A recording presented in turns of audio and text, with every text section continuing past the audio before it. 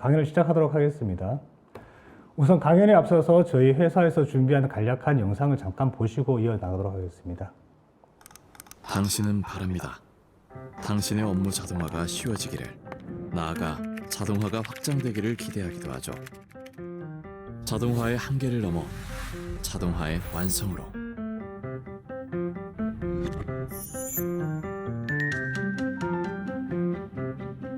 당신은 의문이 듭니다.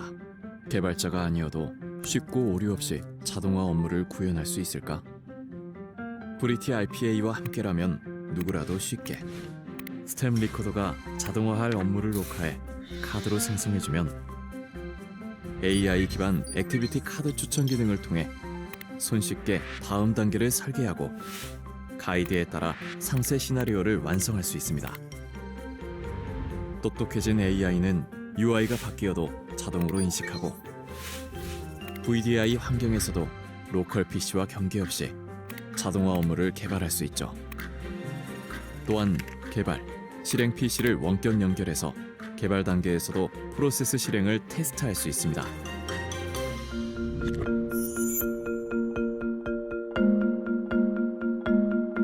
당신은 기대합니다.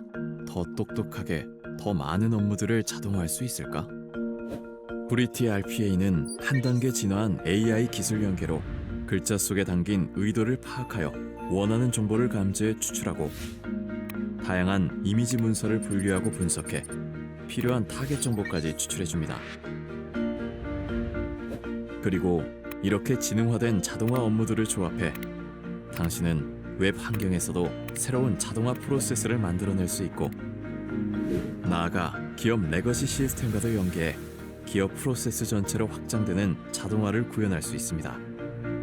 업무 자동화의 완성으로 브리티 RPA. 네, 우선 저희 코그니티브 오토메이션 관련 소개를 드리기 앞서서 저희 팀에 대해서 간략하게 좀 말씀을 드리겠습니다. 저희는 프론트엔드 단에서 업무 자동화를 진행하는 브리티 RPA 쪽, 그리고 어시스턴트, 코그니티브 서비스 쪽에 이제 영역을 담당하는 조직이 있고요. 더 나아가서는 백엔드 단에서 실질적으로 고객의 레거시 시스템과 연계하는 자동화를 추진하는 조직과 같이 구성이 되어 있습니다. 즉, 어떻게 보면은 재판 일체라고 하는 표현을 많이 쓰고 있는데요. 상품을 만들어서 사업을 지원하고 그리고 자동화를 구현한 후에 토탈 솔루션을 제공하는 형태로 해서 저희 SDS 내에서는 싱글 팀이 해당하는 업무 영역을 담당을 하고 있다고 보시면 될 것 같습니다. 오늘 세 가지 주제에 대해서 말씀을 드릴 예정인데요. 첫 번째는 새롭게 일하기를 요구받는 시대, 즉 이 사무 자동화 환경이 어떻게 해서 등장하게 되었는지, 그런 상황에서 실제 일을 하는 저희 근로자분들께서 어떤 좀 고민들이 있으시고 좀 페인 포인트가 있는지 그런 부분들을 좀 말씀을 드릴 거고요. 나아가서 그런 업무 환경에서 저희들이 이제 새로운 패러다임을 가지고 미래 업무 환경이 어떻게 바뀔 것인지, 즉 코그니티브 오토메이션이 어떻게 진화하고 적용이 될 것인지에 대해서 말씀을 드리고 마지막으로는 간략한 케이스 스터디를 소개해 드리도록 하겠습니다. 첫 번째, 새롭게 일하기를 요구받는 시대 부분입니다. 우선 여러분들이 많이 알고 계신 것처럼 코비드 19의 영향으로 인해서 경제가 좀 많이 역성장을 했죠. 지금 보시는 것처럼 2020년도에는 한국은 마이너스 2.3%의 경제 성장률을 기록을 하고 있고요. 더 나아가서 고용률이 지속적으로 하락을 하고 있습니다. 그러다 보니 이제 직업수가 감소를 했는데요. 직업수가 감소를 했다는 얘기는 실제로 내 주변의 동료들이 기존에는 만약에 10명이서 뭔가 업무를 담당을 하고 있었다면 직원이 차츰차츰 줄어서 지금은 5명, 4명이서 해당 업무를 처리를 해야 되는 상황이 왔습니다. 오른쪽에 표에서 보시는 것처럼 세계적인 추세로 봤을 때에 일자리가 한 1억 개 이상 감소를 했고요. 그리고 OECD 국가 기준으로는 약 2천만 개 이상 일자리가 감소한 것으로 현재 전하고 있습니다. 그러다 보니 실제로 일을 하고 계신 분들 입장에서는 사람은 줄었는데 해야 할 업무 자체가 주는 건 아니기 때문에 거기에 따른 1차적인 압박이 올 수가 있고요. 더 나아가서는 이제 흔히 말하는 이제 MZ 세대들에 대한 어떤 직장관에 대해서 좀 기존 세대들과 차이가 나는 부분들이 있습니다. 기존 세대 입장에서는 근무량이 좀 많다고 하더라도 회사로부터 받는 고액의 연봉을 통해서 본인의 가치를 실현하는 부분에 좀 포커싱을 한다면은 최근에 입사하시는 분들은 그런 부분보다는 본인의 어떤 삶의 질을 개선할 수 있는 형태로 해서 급여가 조금 줄어든다 하더라도 내 삶이 조금 더 윤택하게 여가 시간을 즐길 수가 있다면 그런 직장을 택하는 분들이 좀 많은 것이 사실입니다.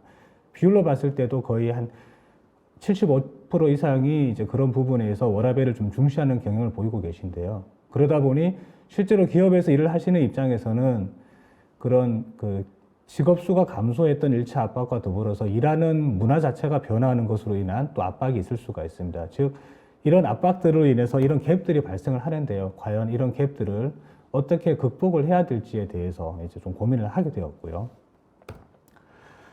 결국에는 그 해결책은 이제 IT가 그 해답인 것 같습니다. 기존에 저희들이 적용을 해왔던 IT 대상들을 점차 확대를 하게 되고요. 그죠? 다양한 업무에 대해서 IT가 확대가 되다 보니 그런 부분에 있어서 어떤 그 사람이 하던 업무들에 대해서 IT의 도움을 받아서 좀 어떻게 보면은 그 내가 하지 않더라도 누군가가 대신해 줄 수 있는 시스템적으로 해결할 수 있는 부분들이 이제 좀 확대가 됐었고요. 더불어 나아가서는 최근에 IT 기술의 발달로 인해서 클라우드 기술이 좀 많이 발달을 했습니다. 그러다 보니 기존의 어떤 웹 모바일 기반의 구축 형태보다는 서비스 구독 형태로 전환이 이루어지고 있습니다. 동시에 기존에는 기업 내부의 시스템들 간의 연결을 통해서 자동화라든가 뭔가 IT 적용이 이루어졌었다면은 지금은 기업의 내부 시스템을 나아가서 외부 시스템까지 연결할 수 있는, 그래서 궁극적으로는 그런 기관계 시스템들과 외부의 어떤 필요한 시스템들 간의 그 자동화를 엮어줌으로 인해서 선순환 구조로 해서 IT 대상이 자연스럽게 다시 또 확대가 된 형태로 그렇게 진화를 하고 있습니다. 그래서 이런 기업 환경 IT 변화가 이제 계속적으로 그 시대의 요구에 따라서 발달을 하고 있고요. 그 흔히 말하는 블루 칼라, 이제 화이트 칼라 많이 구분을 하시는데요. 산업용 로봇은 어떻게 보면 블루 칼라를 지원하는 형태의 자동화라고 보시면 될 것 같은데요. 지금 여기 맥킨지 자료를 보시면은 95년도 기준으로 봤을 때 한 6만여 대 정도의 산업용 로봇이 이제 활동을 했는데 19년 기준으로는 한 40만 대 정도 수준으로 지금 그 산업용 로봇이 쓰이고 있습니다. 즉, 이 얘기는 실제로 기존의 블루 칼라들이 일을 할 때에 육체적인 노동을 대신하고 지원할 수 있는 형태로 산업용 로봇이 점차적으로 계속 확대가 되고 있는 상황인데요. 이 부분을 화이트 칼라 쪽으로 이제 확대하는 방안이 이제 검토가 되고 있고 적용이 되고 있습니다. 그런 부분을 저희들이 이제 흔히 디지털 워커라는 표현을 많이 쓰고 있는데요. 화이트 칼라가 사무실에서 행하는 대부분의 업무들에 대해서 디지털 워커, 사람의 지능을 대신하고 눈과 귀와 입을 대신하는 형태, 그리고 사람의 손과 발에 대해서 움직이는 형태로 해서 디지털 워커가 등장을 했습니다. 오른쪽에 보시는 것처럼 이 디지털 워커, 즉 AI 기반의 일종의 비서, 버추얼 어시스턴트가 되는데요. 2020년까지 대기업의 반복 업무의 한 반 정도가 그 디지털 워커를 통해서 수행이 될 걸로 예상을 하고 있고요. 대기업 입장에서는 2019년 기준으로는 한 반 정도, 그리고 22년, 올해는 90% 이상의 디지털 워커에 대한 도입이 이어질 것으로 전망하고 있습니다. 그래서 이런 그 스마트 인터페이스, 기존에는 그냥 단순하게 센서를 기반으로 해서 터치하는 중심이었다면은 지금은 뭔가 그 보이스 기반의 제어를 할 수 있는 형태로 진화를 하고 있고요. 이런 디지털 워커로 인해서 사람은 보다 더 고부가가치 업무, 본연의 업무에 충실하게 매진할 수 있고, 그 디지털 워커가 단순 반복적인 업무를 이어받으면서 서로 그 양쪽에서 시너지를 발휘하는 형태로 진화를 하고 있습니다. 그래서 저희들이 그 버추얼 어시스턴트를 활용하는 방법에 있어서 오른쪽에 보시는 것처럼 아까 서두에서 말씀을 드렸는데요. 자동화의 발전 단계는 크게 세 가지로 구분을 할 수가 있습니다. 기존의 태스크 중심으로 해서 RPA 솔루션 기반으로 해서 기본이 되는, 즉 프로세스의 기본이 되는 태스크에 대한 자동화가 이루어졌었다면은 더 나아가서는 어떤 그 지능형 프로세스, 흔히 말하는 이제 하이퍼 오토메이션이 되는 거죠. 대화형 AI, 시각형 AI를 기반으로 한 지능형 프로세스 자동화로 진화를 하게 되고요. 마지막으로는 업종의 전문 지식, 즉 추론과 판단을 대신하고 의사결정을 지원할 수 있는 형태의 AI 도움을 받아서 인지 자동화, 오늘 말씀드릴 코그니티브 오토메이션으로 자동화가 진화를 하고 있습니다. 오른쪽에 보시는 것처럼 이제 크게 세 가지 축을 볼 수가 있습니다. X축은 그 현재 자동화를 실행할 때 가장 첫 번째 포커싱하는 부분들은 그 전문 기술 인력들을 중심으로 해서 자동화를 진행을 하다가 이제 오른쪽 X축이 이제 확대가 되게 되면은 그 자동화 개발하는 분들에 대한 페르소나가 테크니컬 부분에서 시티즌 디벨로퍼 형식으로 진화를 하고 있고요. 즉 현업 사용자가 직접 자동화 업무들을 개발하는 형태로 진화한다고 보시면 되고요. Y축을 보시게 되면 이제 소프트웨어 관점인데요. 순수 RPA 프로세스 솔루션을 중심으로 해서 진화를 하던 것들이 이제 어떤 빌트인 워크플로우, 로코드, 뭐 노코드 형식으로 진화를 하면서 인터그레이티드 파스 또는 인텔리전트 BPMS 형식으로 해서 자동화 소프트웨어 진화를 하고 있습니다. 즉 기업 업무 전체에 대한 엔드투엔드 관점에서 자동화를 고민을 하고 계시고요. 그 가운데 45도 이제 그 사선을 보시게 되면은 퓨어 RPA에서 그 퓨어 RPA 자체는 아까 말씀드렸던 것처럼 태스크 레벨에 대한 자동화를 지원을 한다고 보면은 하이퍼 오토메이션에서는 이제 프로세스 레벨에서 자동화, 그리고 더 나아가서 인지 자동화가 가게 되면은 이 프로세스를 좀 더 확대하는 형태의 궁극적인 엔드투엔드로 지원이 가능한 형태로 진화를 하고 있고요. 그래서 이런 자동화 기술의 기반으로 인해서 자동화가 계속 이렇게 보시는 것처럼 확대 발전하고 있습니다. 그러면은 앞서 말씀드렸던 이런 자동화에 대한 그 환경의 변화, 그 환경 변화를 가지고 이제 우리가 어떤 식으로 대응을 해야 되고 또 어떤 식의 업무 환경들이 만들어질 건지에 대해서 좀 말씀을 드릴 건데요. 크게 세 가지 관점으로 말씀을 드릴 수가 있습니다. 첫 번째는 프로세스의 엔드-투-엔드, 360도 자동화 부분이고요. 두 번째는 코그니티브, 인지, 분석 기반의 판단과 추천, 마지막으로 통합 인터페이스 기반의 업무 처리 부분입니다. 즉 사람이 예를 들어서 근로자가 회사에 출근을 해서부터 퇴근할 때까지 벌어지는 일련의 모든 업무 처리 과정들을 하나의 싱글 UI 플랫폼 상에서 모든 프로세스를 다 버추얼 어시스턴트와 함께 협업하는 형태로 업무를 진행을 하는 것이 미래 업무 환경의 궁극적인 이미지라고 볼 수가 있습니다.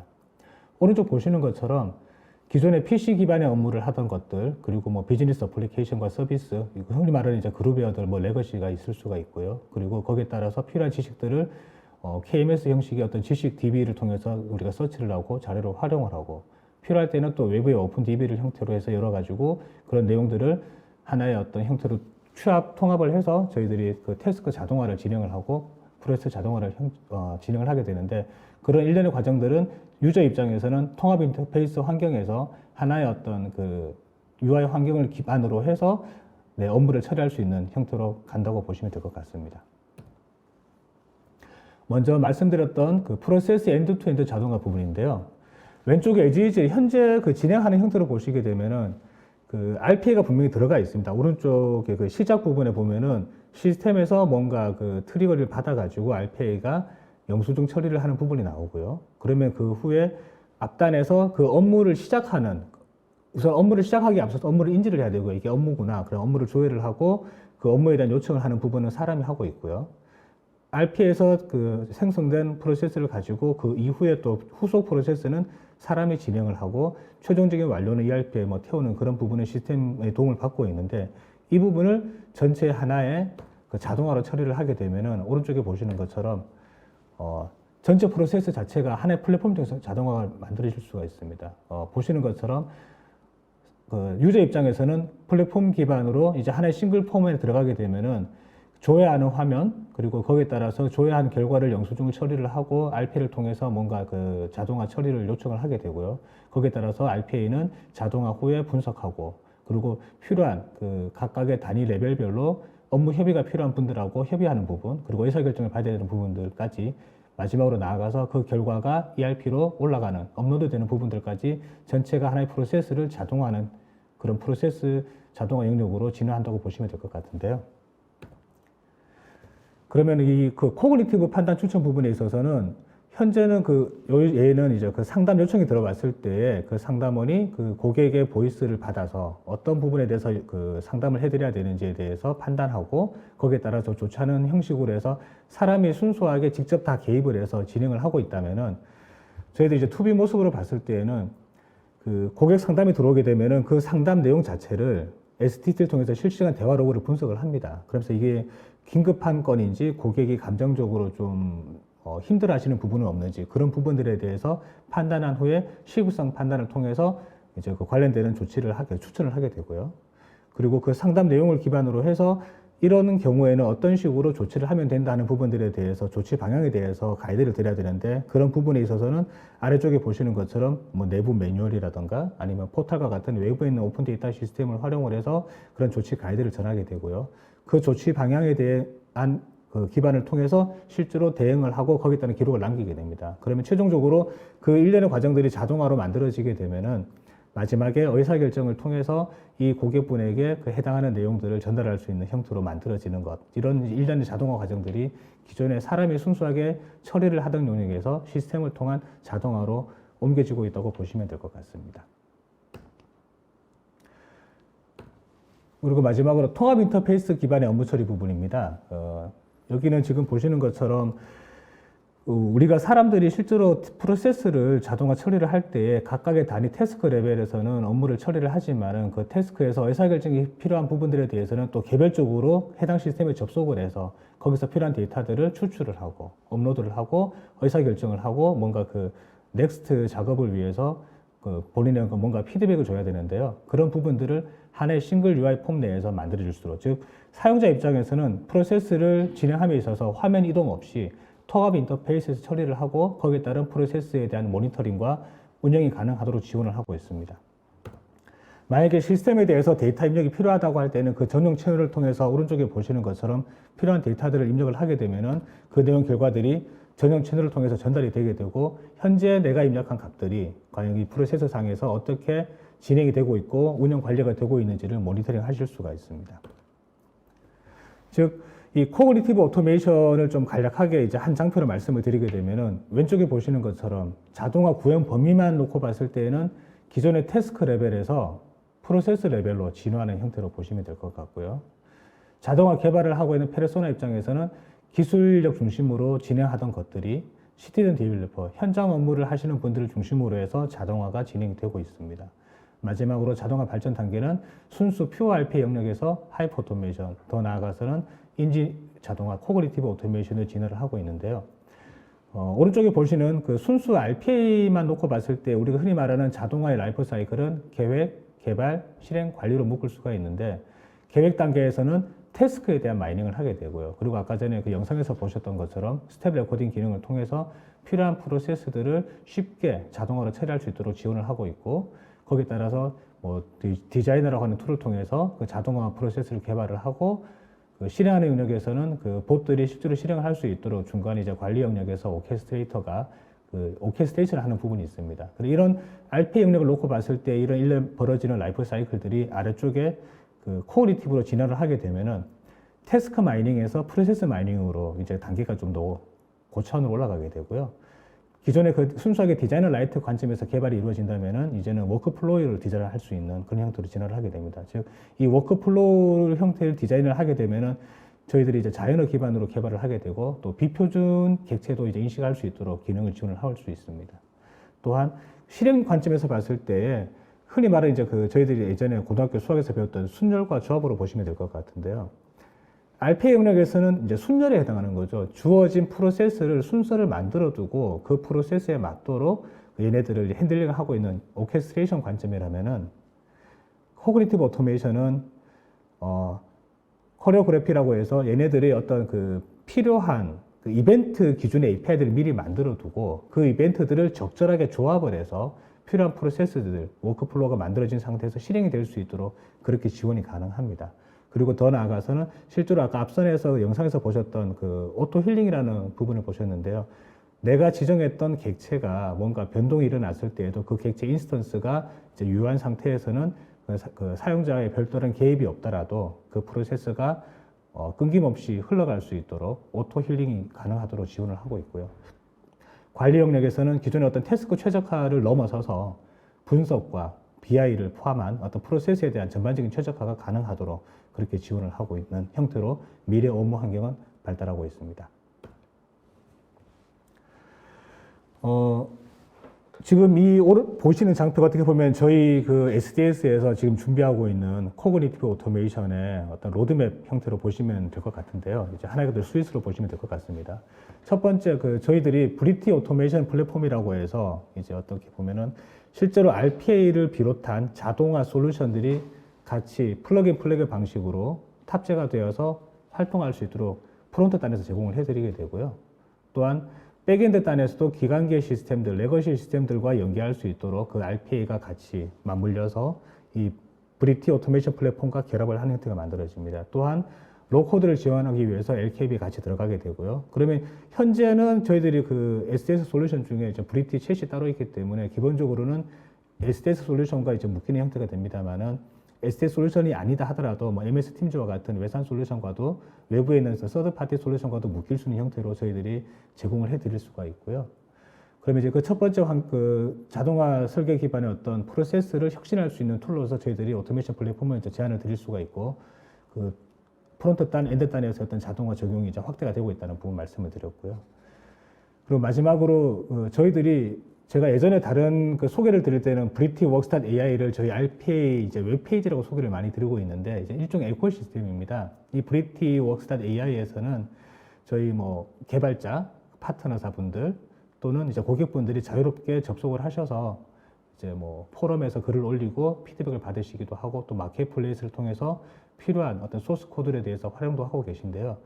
이 그 플랫폼 기반의 어떤 에코시스템을 저희들이 구축을 함으로 인해서 실제로 저희들이 제품을 개발을 하면서 예상할 수 있는 또는 예상하지 못했던 여러 다양한 문제들에 대해서 피드백을 받고 거기에 대해서 저희들이 또 고민을 하고 개발을 함으로 인해서 완성도를 높여가는 형태로 저희 그 플랫폼의 전체 스윗을 지금 만들어 나가고 있습니다.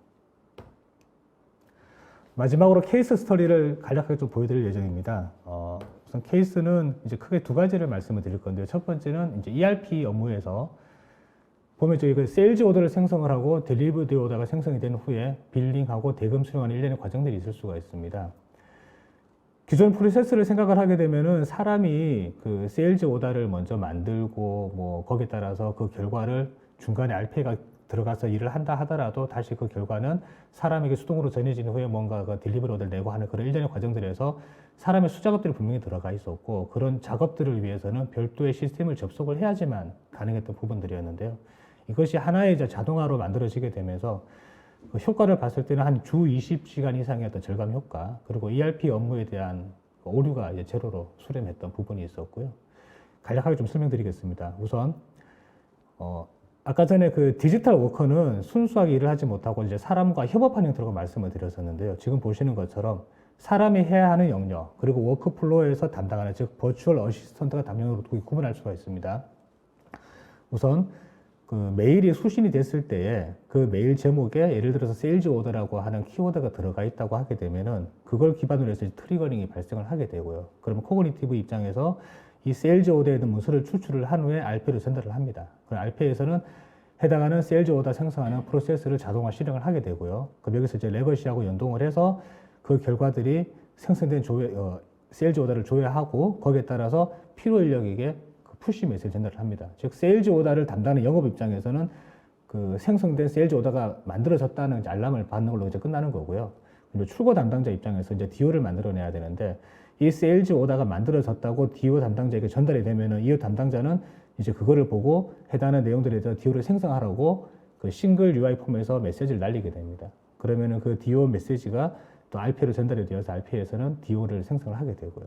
마찬가지로 거기서 만들어진 DO를 이제 조회를 하고 해당하는 인력들, 이번에는 이제 출고 담당자는 노티만 받게 되고 영업 담당자가 해당하는 이제 빌딩 생성 관련되는 즉 DO가 만들어졌으니 빌링을 생성하세요라고 하는 메시지를 받게 됩니다. 그럼 이 영업 담당자는 또 마찬가지로 싱글 UI 폼 내에서 빌딩 생성에 대한 실행 요청을 하게 되면은 그 결과가 다시 또 RPA를 통해서 빌딩 생성 프로세스가 돌아가게 되고요.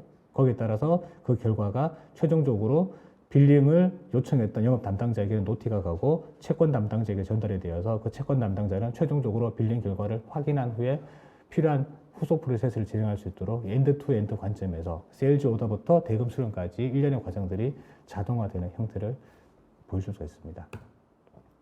오늘 좀 더 약간 상세하게 들어가 보면요.